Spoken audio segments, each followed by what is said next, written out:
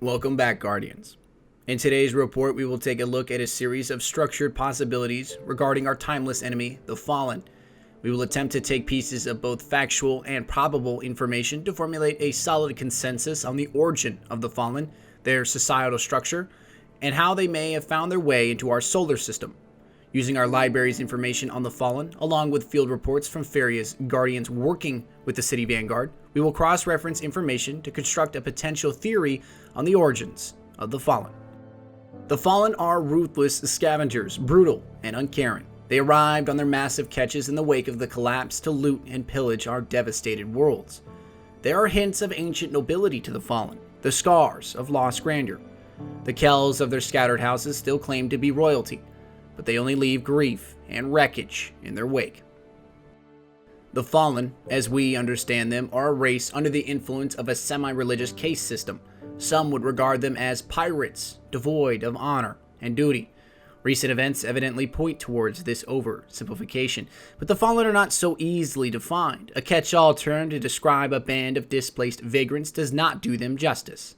Equally perplexing is the relation the Fallen have with their spherical servitors and the more elusive prime servitors. But before we pursue our hypothesis on the origins of the Fallen, we must first explain their case structure so we can stand on common ground to better understand them. To generalize the Fallen, we will apply a pyramid case structure. Prime servitors acting as each house's overall power, established as the life source for all the Fallen subsidiary to it. The prime servitor, as we understand, create ether, which acts as the lifeblood for all the Fallen, from Kel to Dreg. Without the creation of this ether, the Fallen would die a death akin to dehydration to humans, or even starvation. In essence, it is what keeps the Fallen war machine both mobile and destructive. Under the prime servitors leads both the Kel and the Archon, the Kel acting as a supreme military commandant, and the Archon acting as both high priest and interpreter to the prime servitor. Archons are revered amongst the Fallen. It is unknown whether these high priests are the caretakers of the prime servitors or simply vicious arbiters of the prime's will. The Kel and the Archon both intervene and apply force where necessary, but at times they seem to oppose one another, as well as offer support. The Kel of each house would see to controlling the military and political maneuverings to most efficiently reach the house's particular goal, whereas the Archon would have the power to intervene on behalf of the house if those goals were not attainable or realistic. Beyond that, we know relatively little. The city does not deem understanding our foes' political or cultural affiliations to be an efficient use of our scarce resources. The primary interpretation of the information still remains. Why do the Fallen Kells claim ancestry to some ancient and unseen nobility? Why do the Fallen place a distinguishable reverence on the servitors and the prime servitors above it? These questions may be answered in in-depth analysis of provided information, field reports, and ghost accounts. But as stated before, verifying fact and separating it from potential is difficult without more knowledge on the Fallen society.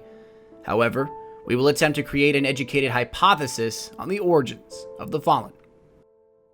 Humanity's history will be our commonality with the Fallen. We will assume but a few things. First, and most assuredly, the Fallen were not always a race clinging to salvage and decadence, but a splendid species capable of miraculous feats of knowledge and art. Relatable only to our golden age, the Fallen once had the ability to create fleets of space-worthy craft, whose sole purpose was not to find war, but to explore possibility. They are a prideful people who appreciate aptitude and survival far more than mercy or forgiveness. They rob the dead of their possessions, claiming them as fine trophies only suited for remembrance of battle and victory. In a way, some Guardians do the same, fashioning armaments from the corpses of their enemies, to show their ferocity and tenacity, but also to revel in their accomplishment. According to a first-hand account, an unnamed Dreg of an unknown house has compiled a report on his collections of trophies and grants us invaluable insight on the relationship the Fallen have with the darkness. This compilation will be used to further develop our hypothesis on the origins of our unrelenting enemy. What others call dark, which is not, I know what it is, but no time, room, calm given for an appropriate telling. So I only say what is not a shadow is an ally, and a wonder, And I respect what I cannot steal from. And you cannot take from the dark. You can only claim only pain from the dark. And that is why the dark is worthy of love beyond all other love. That astonishing ability to evade being robbed. I love what I will not name. I know what no one else knows. And now I am a marvel with 10,000 arms. The Fallen have a relationship born of respect for the darkness. To them, the darkness is a formidable opponent, worthy only of their respect and servitude. The society of the Fallen is based upon strength, with a large emphasis placed upon prowess in battle and the usage of wit.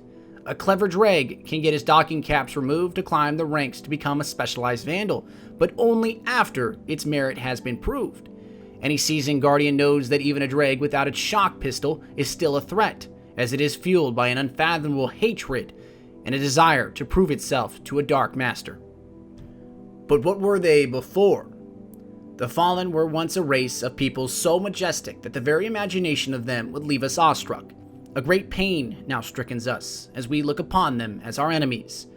But their very name, the Fallen, suggests something more. A possibility that they once shared our fate, hundreds, if not thousands of years ago. The Fallen were bestowed the light by the Traveler, or a form of light that we may not recognize. It may not have been our Traveler, but the similarities that the Fallen society and ours place on reverence of the Servitors and the Traveler respectively do not seem to be mere coincidence. Granted, the position that the Fallen were originally visited by the light because the Servitors and the Travelers share the same geometric shape is a poor argument when left unattended. We must examine the religious and technological overtones to more efficiently explain this possibility. To better identify the Fallen Servitors with our Traveler, we will present the case that the Servitors were created after the Fallen were directly influenced by the technology brought from the Traveler's arrival. Correlating to humanity's golden age, the various forms of technology built, produced, and perfected all stemmed directly from the influence of the Traveler. The Fallen would mimic the production of the Traveler through their Servitors, not only influenced by a dogmatic set of principles, but a deep reverence for something with an unkempt power. Servitors are living relics of the once mighty Fallen civilization. Packed with ultra-sophisticated machinery, they process matter and energy into ether that the Fallen depend on for life. In battle, they support the Fallen with defensive systems and their own powerful energy weapons. Outside, they anchor the Fallen comms and provide vital technological acumen. Servitors have complex relationships with each other and with their Fallen crews. Servitors are attached to a Prime, a massive Servitor which exists in an unclear symbiosis with the Fallen Archon.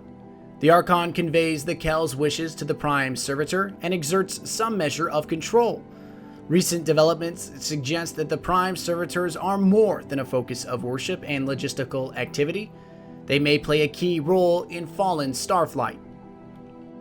The Fallen are not from this system, this much is assured. They may not even be from this galaxy, but they are undoubtedly chasing the remnants of the Traveler and those that stand with it. They are no longer the magnanimous race of explorers and warriors. They are now a shell, their former visage corrupted by the darkness. Could it be possible that when the darkness came to their system, the Fallen had a choice? To accept their species' undeniable annihilation, or to become subservient to the darkness, a subsidiary, a fragment? When we look to the Fallen, we may see ourselves, a race salvaging the wreckage of the past, hoping so desperately to win the affection of our gods. But we also see a potential lesson, that we have a choice. We can choose. We can choose to place our abilities and loyalties upon something greater than ourselves or our survival. Or we can choose fear. We can accept that the course of action that determined the Golden Age and its collapse will find us again in due time. But I believe we have already made our choice. We have made peace with our ends and decided that we will not become the Fallen. We will break the cycle and win this war on our terms. But look to the lessons of the Fallen, Guardians. They have much to teach us.